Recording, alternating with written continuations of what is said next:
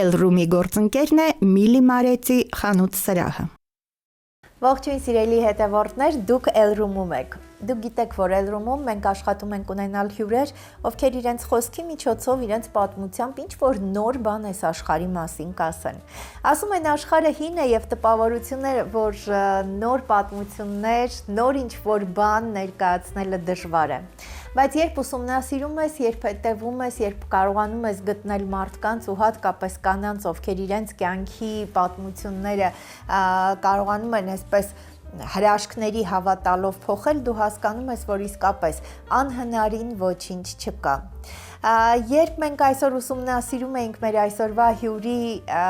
կենսագրությունն, ասեմ, իր տեսակը ինձ համար իրականում շատ զարմանալի էր, շատ հաճելի, հետաքրքիր, տիկին, խնամված, տարբեր տարիների իսկապես անընդհատ ժպտադեմ եւ մեկ էլ տեսնում ես, որ խոհանոցում հրաշքներ գործող խոհանոցի իրական վարպետ է։ Մեկ էլ դու տեսնում ես, որ դեռ 90-ականներին հնարավորություն է ունեցել սեղանի ձևավորման յուրօրինակ դասընթացներ կազմակերպել։ Եվ դու տեսնում ես, որ կարողացել է իրականում հրաշալի երեխաներ դաստիարակել եւ շատ երիտասարդ լինելով այսօր արդեն 8 թորնիկ ունի։ Բայց ամենակարևորը եւ երևի ինչի համար է մեր զրույցը ինձ համար շատ էական ուրիշ կետից է։ Միշտ մենք ասում ենք, որ ինչ որ դժվար իրավիճակներ պայմանավորում են մեր կյանքի ընթացքը, բայց մեր այսօրվա հյուրի հետ զրույցը մեկ անգամ եւս փաստում է, որ ամեն ինչ կախված է քո ներսի էներգիայից։ Երբ ներսումդ բարությունն ու հաստատակամությունը շատ է, աշխարհում անպայման շատ գեղեցիկ մի հրաշք կա պահված հատուկ քեզ համար։ Այս պահին ես ուզում եմ սիրով Elroom-ում նաև ձեր անունից ողջունել Նարինե Ենգիբարյանին։ Նարինե, ինձ համար իրականում շատ հաճելի էր, որ առիթ ունեցա ծանոթանալ ձեզ հետ։ Նախ հուզվեցի ձեր խոսքերից, այս հրավերքի համար շատ շնորհակալ եմ։ Ինձ համար մեծ անակնկալ էր, մանավանդ երբ որ ես իմացա, որ դուք եք հարցազրույց անցկացնելու, ես հիշեցի իմ ջահել տարիներին, թե ես ինչքան հիացած եմ եղել ձեր հարցազրույցներով։ Այ շատ շնորհակալ եմ։ Շատ եմ սիրել ու չգիտեմ, ճակատագիր էր, ինչ էր։ Ձեր թույլտվությամբ ես ուզում եմ սկզբից գալ, ես ձեր մասնագիտությամբ չներկայացրի, որովհետև առաջին պահին, երբ ձեր էջը ուսումնասիրում եք, դուք ներկայացնում եք տատիկ, բայց այստեղ տպավորություն է, որ դուք իսկապես շատ այսպես կարևոր մի ռեստորանի շեֆ խոհարար եք, որովհետև ձեր ուտեստները իրականում հրաշքներ են։ Չեմ ժխտի,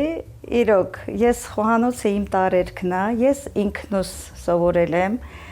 ես ամեն օր եմ սովորում, ես սիրում եմ ինքնակրթվել։ Ես պիտի ներողություն խնդրեմ, բայց որպեսզի նաև մեր հետևորդների համար ամեն ինչ հասկանալի լինի։ Դուք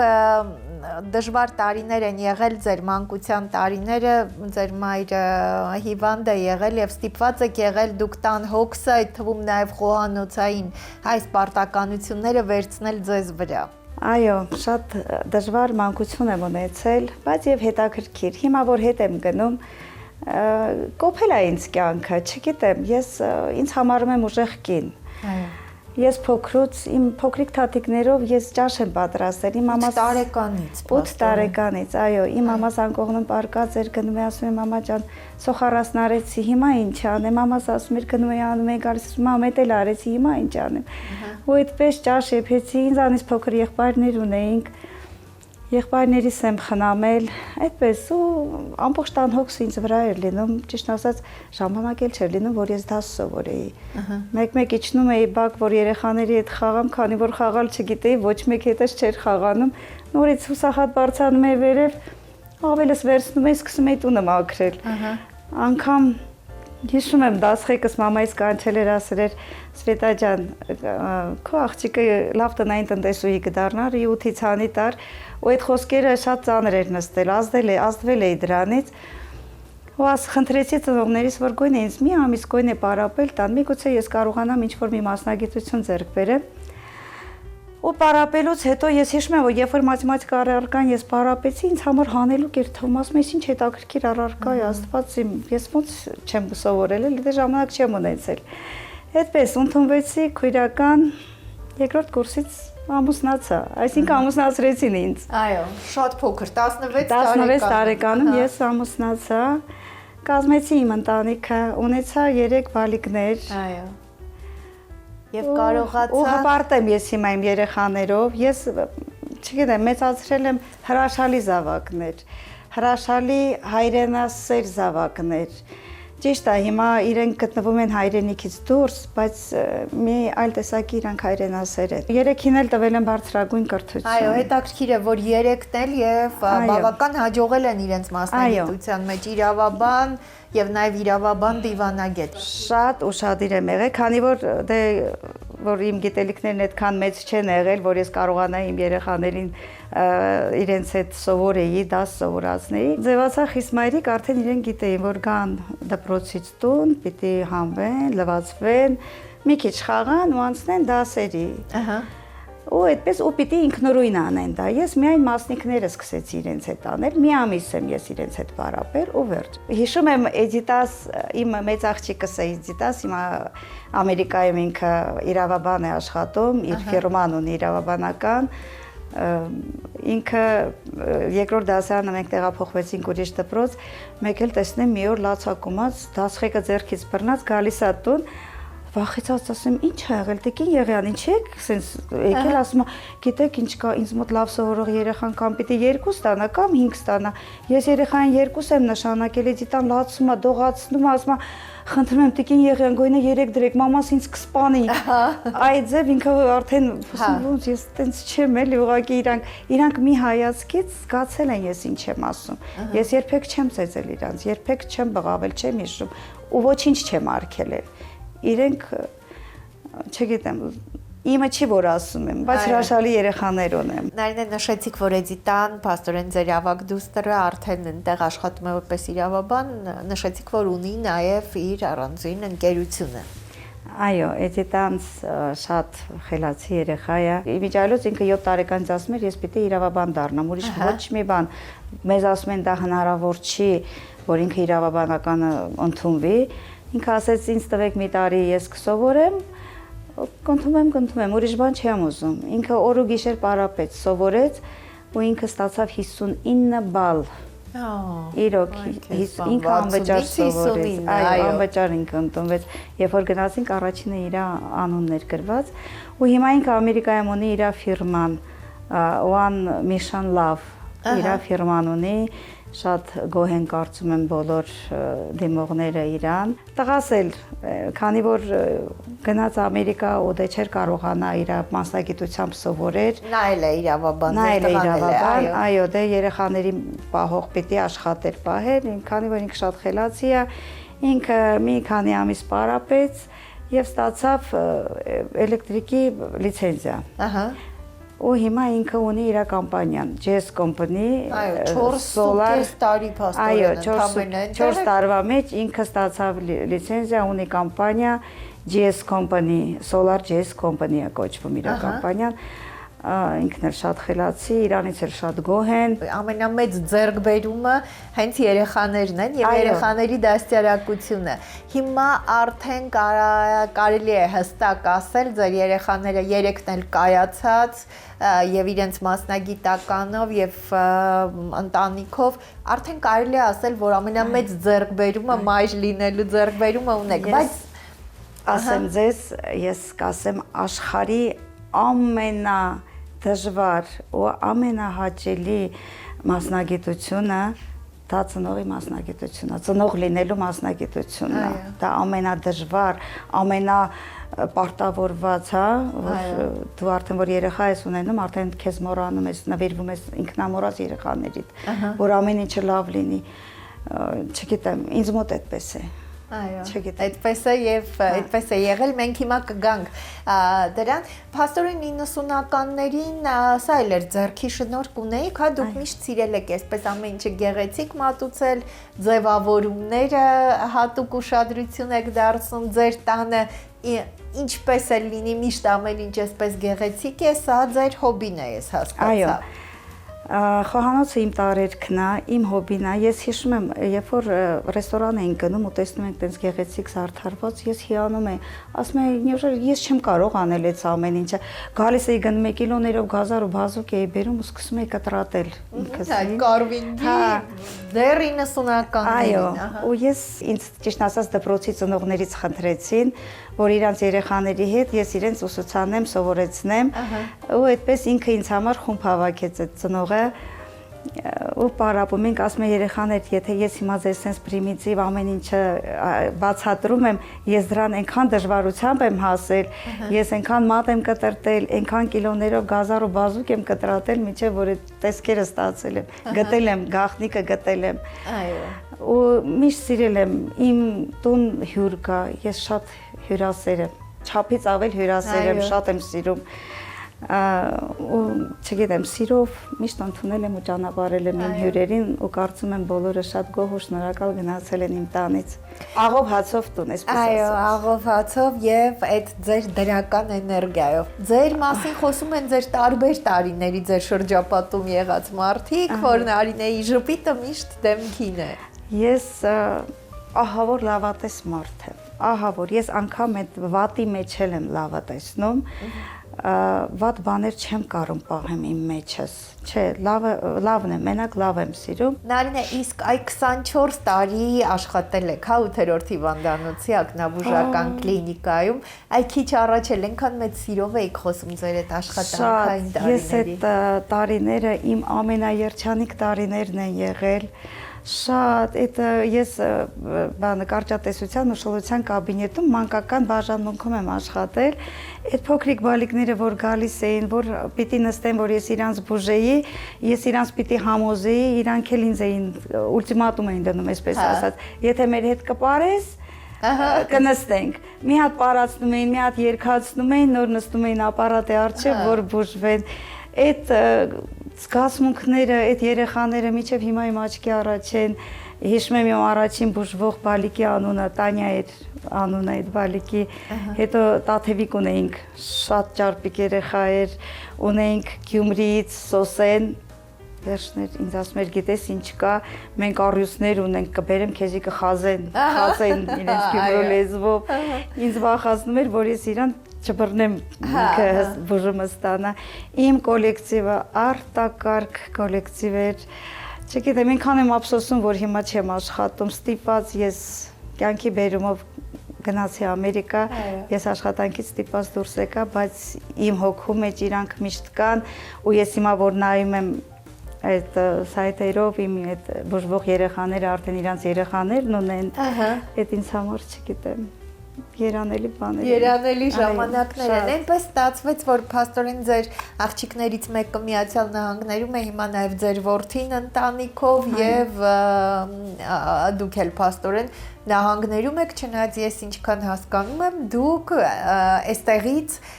դժվար է ասել, որ լրիվ տեղափոխվել եք, որովհետեւ բավական երկար ժամանակ տարվա մեջ լինում եք Հայաստանում։ Այո, ես չեմ կարող իմ կյանքը այստեղ է եղել, ես այստեղ եմ արարել, այստեղ եմ տուն դրել, այստեղ եմ աշխատել, իմ կյանքը այստեղ է, ճիշտ է, այնտեղ իմ երեխաներն են, իմ կեսն են, խենթանում են։ Եվ դուստերը Ֆրանսիայում է, Ֆրանսիայում է, բայց ես չեմ կարողանում այնտեղ, ես այդ օդը ջուրը, այդ մարդիկ իմը չեն, բայց իրանք ինձ շատ լավ են պահում, Ամերիկան ինձ շատ լավ է ընդունել, ես երևի ինչ որտեղ երախտամոռ եմ, որ ես Ամերիկայից դժգոհում եմ, բայց դե Ամերիկան երևի թե պիտի փոքր տարիքում գնաս, որ մի քիչ սիրես, այնտեղ շատ դժվար է, շատ իմը այստեղ է։ Բայց այնտեղ կարողանում եք նաև ձեր շնորհիվ ձեր երեխաների ընտանիքները ըստ էության շատ խնդիրներով իրենց կարողանում են զբաղվել, որովհետև այդպիսի հենարան ունեն։ Այնտեղ առանց տատիկի հնարավոր չի, առանց մեծի հնարավոր չի Ամերիկայում։ Ջահելները չեն կարող ապրեն։ Ես այնտեղ լավ տատիկ եմ աշխատում։ Հա, 6 տորնիկի տատիկ եմ աշխատում։ Դա երեխաներից մեծ հաճույքով պահում եմ։ Մանավանդ փոքրիկը, իմ մեծ աղջիկա, փոքրիկ աղջիկը մի հրաշք։ Այո։ Ես իրեն հետ ինձ զգում եմ ոնց որ նոր երեխա եմ ունեցել, ոնց որ Էդիտայի սպայեմ այդպես, իմ մեծ աղջիկա սպայեմ։ Օրեր առաջ եք դուք եկել, Նարինե, Չնայած այդպես երևի ճիշտ չի ինչ-որ թվեր ասել, բայց քանի որ դուք այսպես հպարտությամբ նշում եք, ձեր ծննդյան օրը Միացյալ Նահանգներում նշվեց։ Այո։ Եվ ես գիտեմ, որ շատ հետաքրքիր անակնկալներ ունեք դուք, նաև հոգեբանական, հա, որովհետև մարդը իր ամբողջ դժվարություններով, բայց դուք կարողացել եք հասնել նրան եւ այսօր տեսնում եք արդյունքը։ Այո, տեսնում եմ արդյունքը, ես կյանքիս մեջ առաջին անգամ ես ստացել եմ թանկարժեք նվերներ, ես իրոք սիրով կրում եմ այդ նվերները, սրանք են։ Լավացույցը եւ Սա, այո, սա իմ երեխաներն են ինձ նվեր տվել, սա այն չի, որ թանկ է դրա համար եմ ասում, չէ, սա իմ տարիների ցանած սերմերի հատնտիր բերքի արդյունքն է։ Այդ բերքահավաքն է սա իմ կյանքիս բերքահավաքն է սա։ Դրա համար ես հպարտությամբ սա կրում եմ։ Բացի այս թանկարժեք նվերներից ես եւս ստացել եմ մի շատ թանկարժեք նվեր, կարծում եմ այս մենակ ես ունեմ։ Սա ես իրան ասում եմ թորածառ, ոչ թե տոհմածառ, այլ թորածառ։ Այստեղ անհատական իմ բոլոր թորնիկների անուններն է շեշտված, ես սա աչքի լույսի պես եմ կրում։ Ես շնորհակալ եմ իմ բալիկներին, որ իրանք ինձ սա նվիրել են։ Այդպես, չգիտեմ, շատ ես հպարտ եմ իմ երեխաներով։ Հավատում եք, ունեք դուք փաստորեն այդպես նշանների։ Այն նշեցիք, որ օրինակ այդ շատ գեղեցիկ։ Այո, սա իմ թալիսմանն է, սա իմ մազերի մեջ է 29 տարեկանից։ 29 տարեկան ու ասեմ ձեզ Ամերիկայում ինձ սրանով ճանաչեցին։ Հա։ Հա։ Ուր գնում եմ, սա ինձ համար ոնց որ այցե քարտ լինի։ Երևի թե առանց դրա սրանով ինձ ավելի շատ մարդիկ են ճանաչում դրսերում։ 29 տարեկան էր, երբ որ մտա Վարշավերանոց մի փոքրիկ բալիկի այսպեսի բան էին անում մազերի մեջ, տեսա դուրս եկավ։ Վարշավերից ասեցի, կարաս ինձ էլ անես, ծիծաղեց։ Ասեց, հա, խնդիր չկա, կանեմ։ Ու այդպես արեց ու մնաց եւ ես 30 տարի ամեն ամիս իրեն թարմացնում եմ, ասել եմ 100 տարեկան էլ լինեմ, ինքը լինելու է իմ մազերի մեջ։ Դուք սիրում եք առհասարակ ինչ որ բան գտնել, որը ձեզ է բնորոշ, Նարինե։ Հա, ես սիրում եմ ամեն ինչի, որ յուրահատուկ լինի, յուրահատուկ բաներ եմ սիրում, չկրկնվող բաներ եմ սիրում։ Մենք փոքրիկ այսպես առիթ ունեցանք նույնիսկ ձեր տանը, հա, տան ինչ որ ֆոտոները նայելու, այնտեղ էլ դուք սիրում եք ինչ որ մի բան, որը կարելի է տեսնել միայն ձեր տանը։ Այո, ես այդ սիրում եմ այդ յուրահատուկ բաները ու դա իմ աղջիկները ինձ շարանգել են։ Հիշում եմ մի պատմություն էլ պատմեմ, զավեշտալի, իմ աղջիկները գնում են իմ ծննդյան կապակցությամբ, դեռ Հայաստանում են լինում, այն ժամանակ իրանք վճռաբեկ դատարանում էին աշխատում։ Ահա։ Գնում են, որ ինձ համար նվեր գնեն ու ականջող են նայում, այս վաճառողը ասում է, հա, այսի ձեր շատ քսազի, ասում են Չէ, մենք այդքան թիթիզ չենք, մեր մաման է թիթիզ, իր համար է կապնում այդ ականջողերը։ Բայց նաև գեղեցիկի զգացողություն ունեք հատուկ։ Ամեն ինչը սիրում եմ չափի մեջ լինի։ Մի առիթով չգիտեմ, իմ բժշկուի հետ խոսելուց, որ տենց խոսում ենք ինքը շատ պարզի մեջ է սիրում, ես մի քիչ ճոխի մեջ եմ սիրում, ասում եմ Շոշանիկ Ռազմիկովնա, լավ, ես էլ սիրում եմ ճոխը համեստի մեջ։ Ասում Նանի ջան, ճոխը համեստի մեջ ո՞րն է։ Ասեմ դե դա շատ էս բան չեմ սիրում, այդ շատ ճոխությունները, բա ճոխը համեստի մեջ։ Այսինքն ինչ որ յուրահատուկ գեղեցիկ բան եմ, շաբլոն բաներ չեմ սիրում։ Ծաղիկներ չեք սիրում։ Ծաղիկներ չեմ սիրում, այո։ Ծաղիկներ չեմ սիրում, բայց սիրում եմ մի ծաղիկ։ Մի ծաղիկ կա։ Դա կալան է, որպես ծաղիկ ես կալա եմ շատ սիրում։ Ես իրան սիրում եմ որպես իր խորհրդանիշն եմ սիրում, որ այդ խորհրդանիշը իմն է։ Դա սիրո եւ հպարտության խորհրդանիշն է ծաղիկի մեջ, դրա համար ես մենակ կալա եմ սիրում։ Իմ ծննդյան ամուսին կալաները մի քիչ դժվարությամբ ա գտնում։ Այո, ամբրանը, հա։ Ինձ վարդեր բերեցին այդ օրը, բայց բոլորը գիտեին, որ ես կալա եմ սիրում։ Ես հպարտ մարդ եմ։ Այո, որտեվ ես հպարտանալու տեղ ունեմ իմ բալիկներով, այո։ Իմ անցած ուղիով ես դժվար ուղի եմ անցել, դժվար ճանապարհ եմ անցել, բայց երբեք չեմ կոտրվել, երբեք։ Ինչպես է ստացվել եւ հիմա երբեք եք նայում, հա, Նարինե, Ինչպես է հնարավոր այս դժվարությունների մեջ այս կարծես մարդկային անարդարության, չէ, հետ էս բախվում, բայց դրանից հետո իսկապես չհանձնվել, չկորցնել հավատը մարդկության, արդարության հանդեպ։ Ես մարդկանց շատ եմ հավատում։ Այդ երևի իմ ամենավատ թերությունն է, որ մարդկանց նվիրվում եմ ու շատ հավատում եմ։ Միանգամից հավատում եմ։ Չեմ, հետին մտքեր չունեմ ես, գիտեմ ոնց ես կամ դիմացինս էլ է այդպես։ Ու բոլորին տենց են վերաբերվում, սրտացավ, օգնելու համար խելքս իմս չի, որ ես մարդկանց օգնեմ։ Ինչից եք վախենում դուք։ Շատ հետաքրքիր հարց է, ինչից եմ վախենում։ Նախ վախենում եմ իմ Աստծուց առաջինը։ Վախենում եմ ես ուզում եմ ամեն առավոտ, երբ որ ես աղոթում եմ, ես խնդրում եմ Աստծուն, որ իմ հոգին միշտ ուրախ պահի։ Ես կխենթանամ, եթե իմ երեխաների մատը մի փուշ մտնի,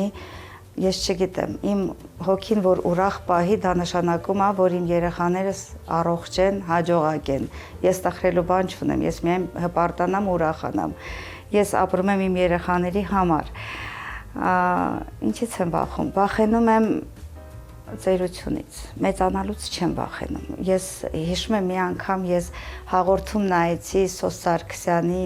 հետ զրույցեր։ Սոս Սարգսյանն ասում էր, որ հոգիս առնելուց առաջ խելքս չառնես։ Այդ խոսքերը իմ մեջ մտել է ու ես միշտ աղոթում եմ, էլի աղոթներից մեջ նշում եմ, որ խնդրում եմ իմ խելքս չտանես, ես չեմ ուզում իմ երեխաներին բեռ լինեմ, չէ դրանից եմ վախենում, թե չէ չեմ վախենում, մահից չեմ վախենում, մեծանալուց չեմ վախենում, ես ամեն տարի իր հաճույքն ունի, ես ապրում եմ դրանով, ես ձեր հասակում եմ այսպեսինը լինելու, ինձ համար, ձեր բառը չեմ սիրում, որ մեծանամ, էլի սենց եմ մեծանալու, ինձ համար այդ մեծության ու այդ գեղեցկության էտալոնը ինձ համար Էվելինա Շահիրյանն է։ Ես խնդանում եմ իր համար, ինքը ինձ համար մեծ օրինակ է։ Այդ խնամված կմեծանամ, բայց չեմ ծերանա։ Հրաշալի է, այո։ Ամենակարևոր բանը կմեծանամ, բայց չեմ ծերանա։ Ես 60 տարեկան եմ, բայց ես կանգ եմ առել 25, լավ 28-ի վրա, էլ առաջ չեմ կարող գնամ, որ ես պատկերացնեմ, ես 60 տարեկան եմ, չեմ կարող պատկերացնել, 230 եմ։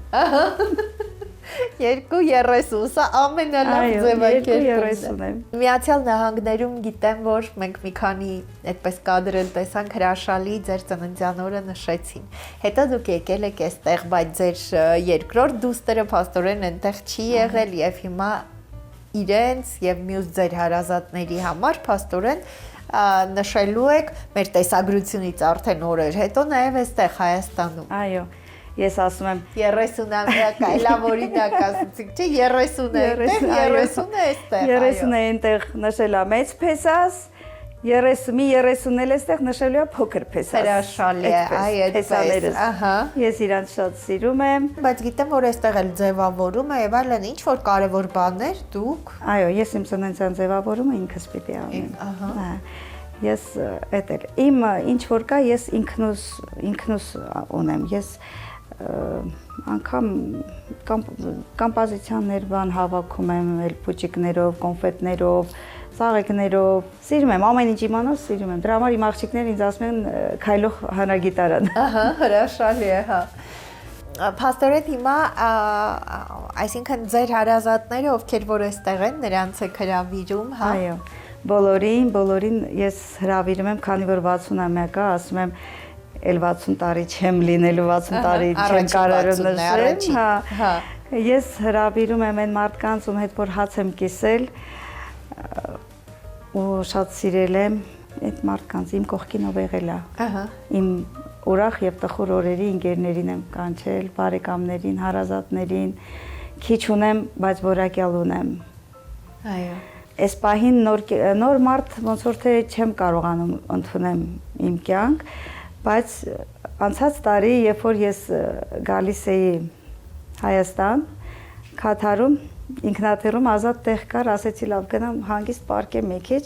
մեկ էլ մի հատ կին եկավ, մոտեցավ ու սկսեց զրուցել։ Մենք մտերմացանք, սկսեցինք գրվել, բան, այդ աղջիկը իմացավ, որ իմ ծննդյան օրն է, Եվ ինքը Ֆրանսիայից գալու է։ Ասես ես անպայման պիտի ներկա լինեմ քո ծննդյան օրվան։ Այո։ Ներկա լինելու իմ դասղեկը, որ դա 60 տարեկանում ես դասղեկ ունեմ, դա ամեն մարդու տրված չի այդ երջանկությունը, չէ՞, դասղեկը իմ երկրորդ մայրն է։ Ներկա է լինելու ինքը, ներկա է լինելու իմ դասընկերները։ Մենք անցած տարի մեր 40-ամյակը նշեցինք դասարանի ավարտականի։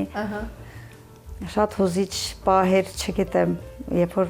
տեսնում ես ուսուցիչների դու թողել ես գեղեցիկ, ջահել ու հետո 40 տարի անց տեսնում ես իրենց արդեն մեծացած ես ծերացած բառը չեմ սիրում։ Տարբեր տարիների այդ ձեր եւ ֆոտոներում եւ ձեր միջավայրից կարելի է հասկանալ, որ դուք միշտ սիրել եք նաեւ այդ կանացի շատ նուրբ մի բան, խնամքը, խնամված լինելը։ Շատ եմ սիրել խնամված, ինձ վիրահատած են եղել ու ես չեմ կարողացել անկողնուց վեր կենամ, անգամ այդ ժամանակ ես ասել եմ ես միջև դիմակ չդնեմ, չեմ գնա դուրս։ Պիտի դիմակը դնեմ, մի քիչ մնա, հետո նոր ինձ կօգնեք, որ ես գնամ կամ այդ ձև ես հիվանդ ժամանակ որ չեմ կարողացել քայլել, իմ եղբայրներն ու իմ տղան ինձ գրկած ասել եմ ինձ տարեք քաղաք պտտեք, ինձ գրկել են, իջացրել են մեքենան նստացրել են, ասել եմ տարեք այդ քաղաքի տեսարժան վայրերը, քաղաքի գեղեցիկ շենք, տները, ես ուզում եմ այտենց գոնե, ես այտենց ինձ զբաղացնում է, թե չէ կխենթանամ։ Իսկ Ամերիկայում իմ բժիշկի մոտ որ գնում եմ, ասում է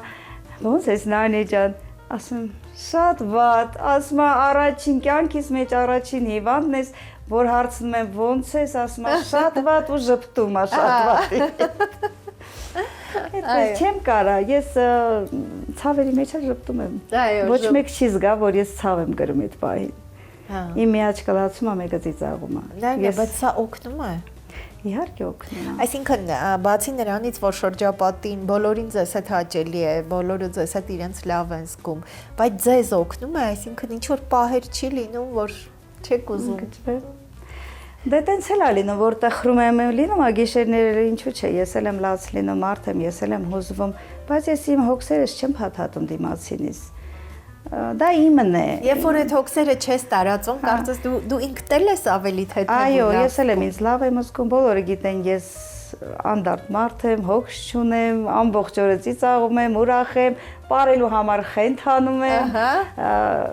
Ես կարող եմ մի բան պատրաստեմ, այդ պահին երաժշտություն հնչի, այդ պահին ես կթողնեմ, կգնամ մի հատ կպարեմ, հետո գնամ գործս կշարունակեմ, հարթուկ եմ անում, լավ երաժշտությունը կպարեմ, կգամ հարթուկս կշարունակեմ։ Այդպես ես ուրախ մարդ եմ, ուրախություն եմ սիրում։ Այդ կյանքով լիքը լինելը ինչքանով է կարևոր, հա, ընտանիքում երեխաների հետ։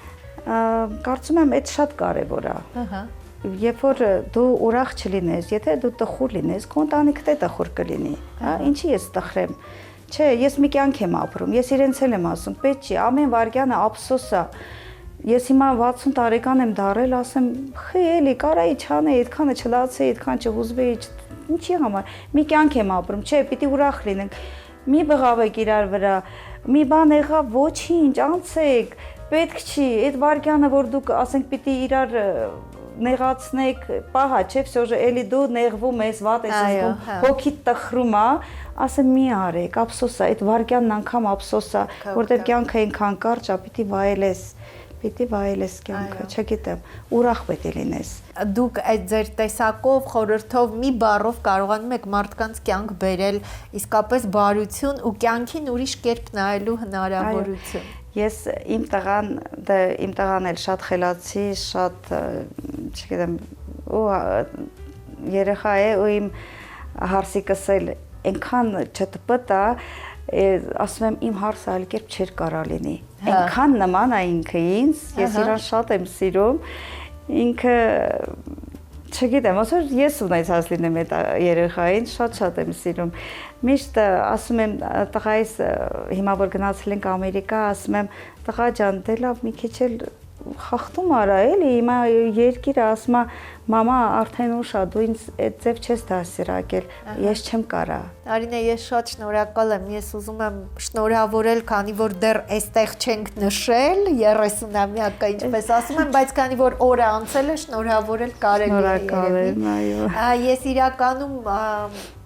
ես ուզում եմ, որպեսզի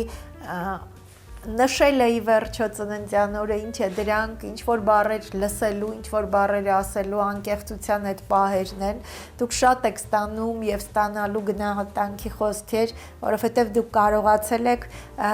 անընդհատ խավարը քննադատելու փոխարեն իրականում լույս վառել, իսկ սա մեծ ու կարևոր գիծ է եւ հատկապես կնոջ համար։ Շնորհակալ եմ շատ, իսկապես ինձ շատ հաճելի էր, ես շատ ուրախ եմ, որ առիթ ունեցա ծանոթանալ ձեզ հետ։ Ես էլ եմ շատ շնորհակալ, ինձ համար սա մեծ անակնկալ էր։ Փաստորեն պիտի երազես, երազանքը կատարվում է։ Մի օր կատարվում է։ Մի օր կատարվում է։ Շնորհակալ եմ։ Սիրելի հետևորդներ, իսկապես աշխարհում շատ տարօրինակ, շատ անհասկանալի իրավիճակներ են լինում։ Աշխարհում շատ տարբեր են մարդիկ, բայց մի կարևոր ընդհանուր բան կա։ Գիտեք, մարդուն երբեք հնարավոր չի ինչ-որ սահմանումներ, ինչ-որ բանաձևեր չկան մարդուն բացահայտելու համար։ Եվ այսօր մենք զրուցում էինք, իսկապես ինձ համար շատ հետաքրքիր էր տեսակով իր եզակի կնոջ հետ, ով կարողանում է անկեղծ խոսել դժվարությունների մասին, ով շատ պարզ խոսում է իր կյանքի ընթացքում մանկության, պատանեկության այս ընթացքում այնպիսի իրավիճակների, որոնք կարծես որ յուրաքանչյուր կնոջը պիտի կոտրեին, բայց դրա հետ միասին ցույց է տալիս, որ միշտ հնարավոր է իրականում ժպտալ, միշտ հնարավոր է չհանձնվել, որոշել, որ դու կարող ես ավելին, չնայած քո հանդեպ կյանքում արդարությունը շատ չի եղել այս տարիքում, բայց դու կարող ես աշխարհին բաց սրտով նայել, դու կարող ես սիրել մարդկանց ու կյանքը։ Եվ որպես ամենամեծ պարգև իրականում մայր լինելը աշխարհում ամենադժվար մասնագիտությունն է, ամենադժվար ասպարեզն է եւ այստեղ հաղթահարելը, այստեղ հաջողելը ամենակարևորն է։ Մենք այսօր զրուցում էինք հետաքրքիր կնոջ հետ, Նարինե Ենգիբարյանի, ով այս բոլոր տարիների տարբեր ուղղությամբ ունեցած իր աշխատանքից, մասնագիտությունից, հաջողություններից զատ ունի աշխարհում ամենակարևոր պարգևը, իրականում մայր լինելու եւ տատիկ լինելու այս պարգևը, որը կարողանում է անել ամենաբարձր մակարդակով։ Եվ սա բոլորովին ինչ որ գործերի մասին չէ, սա այն հոգեկան, հոգևոր դաշտի մասին է, որը այսպես անտեսանելի ինչ-որ թելերով փոխանցվում է երեխաներին ու թոռնիկներին, որ աշխարհում անհնարին բան չկա, կյանքը հրաշալի է, պետք է կարողանալ ապրել յուրաքանչյուր րոպեն եւ միշտ հավատալ հրաշքի, որովհետեւ ինչ էլ որ լինի, հրաշքը ինչ որ պահի անպայման կատարվելու է։ Ես այս պահին ուզում եմ ձեզ հրաժեշտ տալ, ես իրականում ուզում եմ, որպեսզի ձեր կյանքում էլ շատ լինեն Նարինեի նման մարդիկ, որովհետև այդ դեպքում է, որ դու հասկանում ես, որ երազանք պետք է ունենալ, պիտի կարողանալ մտածել, ինչ անել, որպեսզի այդ երազանքը իրականանա, եւ ամենակարևորը, պիտի հավատալ, որ այս երազանքն իրականանալի է։ Այս դեպքում իսկապես ամեն ինչ կլինի ճիշտ այնպես, ինչպես մենք ենք ուզում։ Շնորհակալ եմ, որ հետևում եք մեզ։